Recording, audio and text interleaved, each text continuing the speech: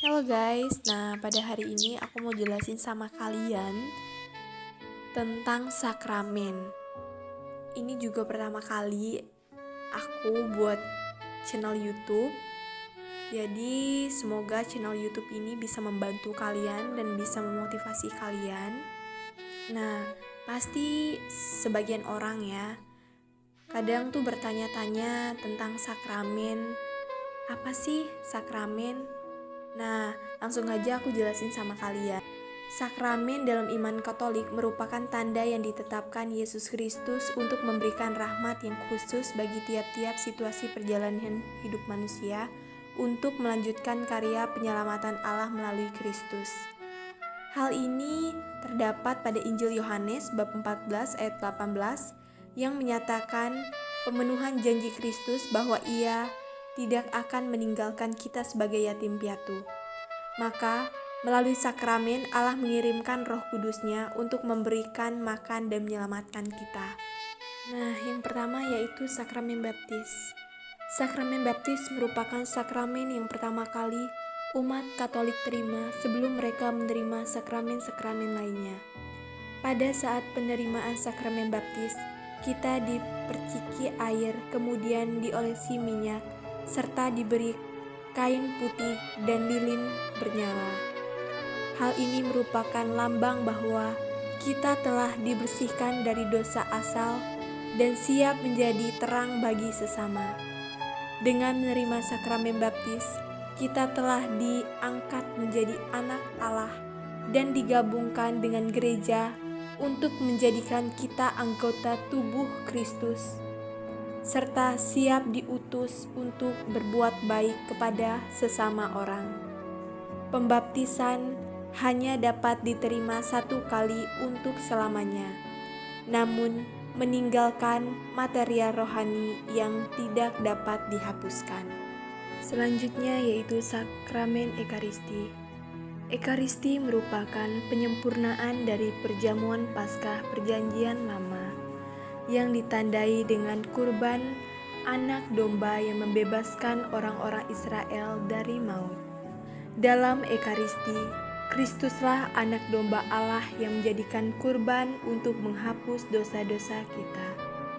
Dan karena itu kita memasuki perjanjian baru yang membebaskan kita dari kematian kekal.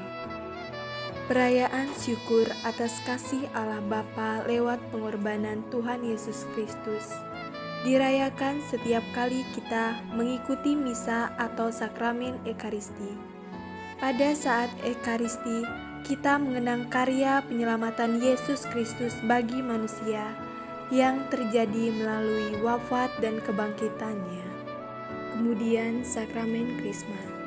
Di dalam sakramen Krisma, umat Gereja Katolik menerima kepenuhan Roh Kudus yang menjadikan umat menjadi lebih dewasa secara rohani dan menjadikannya saksi-saksi Kristus yang memiliki tanggung jawab besar. Seperti halnya dalam sakramen baptis, sakramen Krisma hanya dapat diterima sekali seumur hidup bagi semua orang. Sakramen Tobat. Setiap orang pernah berbuat dosa. Dosa merusak hubungan dengan sesama manusia dan Tuhan, sehingga membuat kita merasa tidak senang dan bahagia.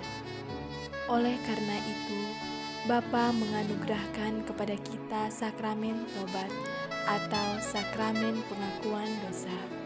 Pada sakramen ini, kita mengakui dosa-dosa kita kepada imam, karena Yesus sendiri telah memberi kuasa kepada para imamnya untuk melepaskan umatnya dari dosa setelah kebangkitannya.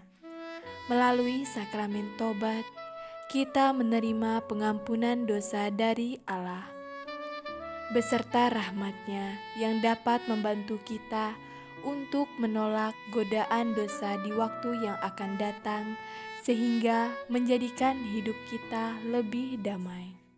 Sakramen minyak suci. Alkitab mengatakan agar jika kita sakit, maka baiklah kita memanggil penatua gereja untuk mendoakan dan mengurapi kita dengan minyak di dalam nama Tuhan. Dalam doa yang didoakan dengan iman ini akan menyelamatkan kita yang sakit dan mengampuni dosa kita. Oleh karena itu, sakramen urapan orang sakit ini tidak hanya dimaksudkan untuk menguatkan kita di waktu sakit, tetapi juga untuk membersihkan jiwa kita dari dosa dan mempersiapkan kita untuk bertemu dengan Tuhan. Selanjutnya, sakramen perkawinan. Sebagian besar orang dipanggil untuk kehidupan berumah tangga. Melalui sakramen perkawinan, Tuhan memberikan rahmat yang khusus kepada pasangan yang menikah untuk menghadapi berbagai tantangan yang mungkin timbul, terutama sehubungan dengan membesarkan anak-anak dan mendidik mereka untuk menjadi para pengikut Kristus yang sejati. Dalam sakramen perkawinan, terdapat 3 pihak yang terlibat, yaitu mempelai pria, mempelai wanita, dan Allah sendiri. Ketika kedua mempelai menerima sakramen perkawinan, Tuhan berada di tengah-tengah mereka, menjadi saksi dan memberkati mereka. Allah menjadi saksi melalui perantaraan imam atau diakon yang terdiri sebagai saksi dari pihak gereja. Sakramen imamat. Para imam merupakan orang yang dipanggil secara khusus oleh Tuhan Yesus untuk menjawab panggilan Tuhan tersebut.